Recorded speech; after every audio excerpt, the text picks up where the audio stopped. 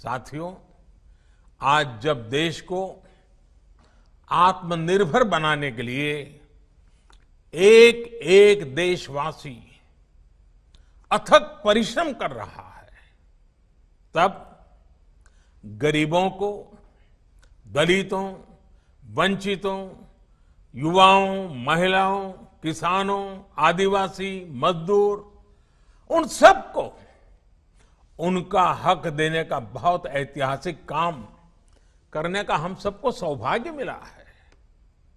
और एक कार्यकर्ता के रूप में भारतीय जनता पार्टी ने जिस संस्कारों से हमें गढ़ा है, मन को बहुत संतोष होता है। आजादी के अनेक दशकों तक किसान और श्रमिक के नाम पर खूब नारे लगे, बड़े बड़े घोषणा पत्र लिखे गए, लेकिन समय की कसौटी ने सिद्ध कर दिया है कि वो सारी बातें कितनी खोखली थी, सिर्फ नारे थे। मैं समझता हूं देश अब इन बातों को भली भांति जानता है। इसलिए ही दीनदयाल जी कहते थे कि बड़ी बड़ी घोषणाओं के बावजूद जनता की अपेक्षाएं पूरी नहीं हो रही है, ये उस जमाने में वो कहते थे। और पंडित जी ने कहा था, अव्यवस्था और अनाचार, अभाव और असमानताएं, असुरक्षा और असामाजिकता उस समय का उनका वर्णन था, बढ़ती जा रही है। उनकी कही ये बातें बाद के दशकों में और प्रबल होती गई। दीनदयाल जी तो हमें छोड़ के बहुत पहले चले गए थे। ये तब और बढ़ा जब कुछ लोगों ने राष्ट्रहित और जनहित के बजाय सत्ता और स्वहित को राजनीति का हिस्सा बना लिया। साथियों, किसान और श्रमिक के नाम प्रदेश में, राज्यों में अनेकों बार सरकारें बनी, लेकिन उन्हें मिला क्या? सिर्फ वादों और कानूनों का एक उलझा हुआ जाल, एक ऐसा जाल जिसको ना तो किसान समझ पाता था और न ही मेरा श्रमिक भाई बहन समझ पाते थे।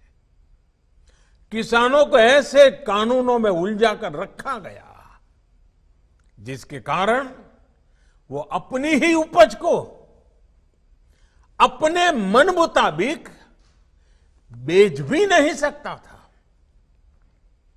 नतीजा ये हुआ कि उपज बढ़ने के बावजूद किसान ने पसीना बहाने में कोई कमी नहीं रखी। बूंद बूंद पानी का, तिल तिल जमीन के हिस्से का उपयोग करते हुए देशवासियों का पेट भरने के लिए, सरकार के खजाने भरने के लिए हमारे किसान ने कोई कमी नहीं रखी। उपज बढ़ाने के बावजूद किसानों की आमदनी उतनी नहीं बढ़ी। हां, उन पर दिनों दिन कर्ज बढ़ता गया। कर्ज जरूर बढ़ गया। साथियों, भाजपा के नेतृत्व में एनडीए सरकार ने निरंतर इस स्थिति को बदलने का प्रयास किया है, प्रामाणिक प्रयास किया है, सोच समझ करके प्रयास किया है। कोई निजी स्वार्थ के लिए नहीं, कोई राजनीतिक स्वार्थ के लिए नहीं, सिर्फ और सिर्फ किसान के कल्याण को ध्यान में रखते हुए पहले लागत का 1.5 गुना एमएसपी तय किया, उसमें रिकॉर्ड बढ़ोतरी की और रिकॉर्ड सरकारी खरीद भी एनडीए सरकार ने ही की है, इतिहास बना दिया है। बीते सालों में ये निरंतर प्रयास किया गया है कि किसान को बैंकों से सीधे जोड़ा जाए। पीएम किसान सम्मान निधि के तहत देश के 10 करोड़ से ज्यादा किसानों के बैंक खातों में कुल 1 लाख करोड़ रुपए से ज्यादा ट्रांसफर किए जा चुके हैं। सरकार ने इस बात का भी प्रयास किया है कि ज्यादा से ज्यादा किसानों के पास क्रेडिट कार्ड हो, किसान क्रेडिट कार्ड, उन्हें खेती के लिए आसानी से कर्ज उपलब्ध हो। पहले सिर्फ उसी किसान को केसीसी का लाभ मिलता था जिसके पास 2 हेक्टेयर जमीन हो। हमारी सरकार इसके दायरे में देश के हर किसान को ले आई। थोड़ी सी भी जमीन होगी, किसान है, इसका हकदार है। अब किसान क्रेडिट कार्ड का लाभ पशुपालकों को और मछली पालन से जुड़े लोगों को भी दिया जा रहा है। साथियों, पिछले सरकार के 5 साल में किसान क्रेडिट कार्ड द्वारा किसानों को करीब 20 लाख करोड़ रुपए का ऋण दिया गया था। मैं यूपीए सरकार की बात करता हूं। भाजपा सरकार के 5 वर्ष में किसानों को लगभग 35 लाख करोड़ रुपए केसीसी के माध्यम से दिए गए हैं। सरकार देशव्यापी अभियान चलाकर ज्यादा से ज्यादा किसानों को केसीसी से जोड़ रही है ताकि उन्हें किसी और के पास ऊंचा ब्याज देकर के, जमीनें गिरवी रख करके, पहले से ही अनाज बेचने का एक प्रकार से सौदा करके कर्ज लेने की मजबूरी से बाहर निकालने के लिए हमने एक अहम काम पूरी ताकत से शुरू किया है। इन सभी प्रयासों से देश के किसानों को बहुत बड़ी मदद मिली है और अब दशकों बाद किसान को अपनी उपज पर सही हक मिल पाया है। कृषि में जो सुधार किए गए हैं उसका सबसे ज्यादा लाभ छोटे और सीमांत किसानों को मिलेगा। देश में 100 में से 85 आउट ऑफ 100 इतनी बड़ी मात्रा में जो किसान हैं वो इस श्रेणी में आते हैं और ये बहुत बड़ी ताकत है किसान जो आज सबसे ज्यादा खुश है। पहली बार उनको अपनी उपज के मोल भाव का विकल्प मिला है। पहले की परंपरा थी मंडी में बेचने की, अगर उसको लगता है कि वहां फायदा है वो वहां बेचेगा, उसको लगता है कि मंडी के बाहर फायदा है तो मंडी के बाहर बेचेगा।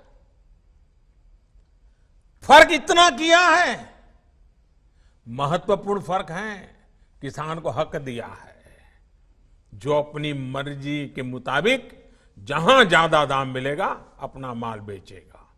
साथियों, भाजपा सरकार ने जो काम किया है, अब भाजपा के हर कार्यकर्ता को इन कानूनों की भावना को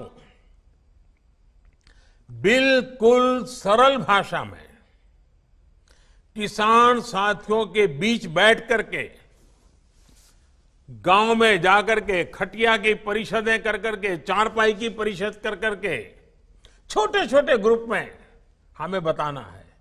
और ये वर्चुअल जब दुनिया चल रही है तब एक प्रकार से ये अवसर है कि हम बड़े बड़े कार्यक्रम न करते हुए छोटे छोटे कार्यक्रम करते, 5 किसान 10 किसान बैठे हैं, चाय पी रहे हैं, चारपाई पर बैठे हैं, अपनी बात, उनके सवालों के जवाब, बातचीत कर, और वो हमें इतनी अच्छी चीजें बताएंगे, वो हमारे विचार को भी ताकत देंगे। उनके बीच ले जाना मैं भारतीय जनता पार्टी के हर कार्यकर्ता पंडित दीनदयाल जी के विचार को हमने व्यवहार में कैसे लाया है, ये ले जाने का अभियान बनता है। किसानों से हमेशा जिन्होंने झूठ बोला है, झूठ बोलने वाले कुछ लोग इन दिनों अपने राजनीतिक स्वार्थ की वजह से किसानों के कंधे पर बंदूकें फोड़ रहे हैं, किसानों को भ्रमित करने में लगे हैं। ये लोग अफवाहें फैला रहे हैं। देश के किसानों को ऐसी किसी भी अफवाह से बचाना, कृषि सुधार का महत्व समझाना भारतीय जनता पार्टी के हम सभी कार्यकर्ताओं का बहुत बड़ा कर्तव्य है, हमारी जिम्मेवारी है, क्योंकि हमें किसान के भविष्य को सुनिश्चित करना है, उज्जवल बनाना है।